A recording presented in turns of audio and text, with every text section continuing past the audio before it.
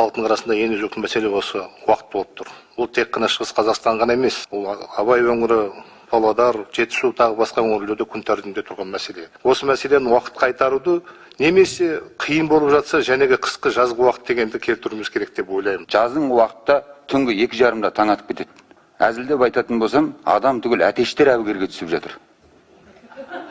Сондықтан осы күннің көтерілуімен, күннің батуына қарап, маңдайымызға жазылған уақытқа бағынып, уақытқа бағалай білмеген адам бақытқа жете алмайды дейді атамыз. Сол уақыттың бағасын біліп, қайтадан қарастырып, оңтайлы бір шешім шығарсақ деген ұсыныс емес, өтінішім бар. Ертеңгі күні міне біз күн мен түн теңесе бастайды ғой, осы қазан айында. Сол кезде не болады? Сол 4:30-да қараңғы батады. Қараңғы батқан кезде не істейміз біз? Бүкіл үй, мектеп болсын, басқа коммуналды мекеме барлығымыз жарық қосамыз. Біз айтамыз қазір энергияны үнемдеу керекпіз дейміз. Қайдағы энергия үнемделген бұл жерде мен логикаға сыймайды. Хочу поддержать коллег, и как депутат от Акмолинской области хочу сказать, что у нас в регионе эту проблему поднимали на всех встречах. Была в Северном Казахстане, там тоже жители говорят об этой проблеме. Конечно, абсолютно справедливый вопрос задает наш коллега, что одни регионы за, другие против. Но в том и задача государственных институтов, чтобы найти консенсусное решение. И не так, что услышали одних и забыли о других, или не услышали других.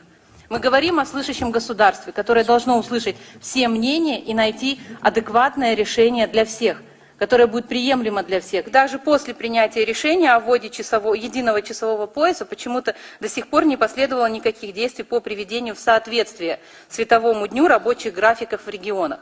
То есть, да, мы очень много, госорганы, продвигая эту идею, очень много ссылаются на опыт Китая, Америки и других стран. Но если мы посмотрим по факту, что происходит в этих странах после введения единого часового пояса, там был введен разный график рабочего дня в тех регионах, которые значительно отстают от пекинского времени, что создало комфортные условия как для школьников, так и для госорганов.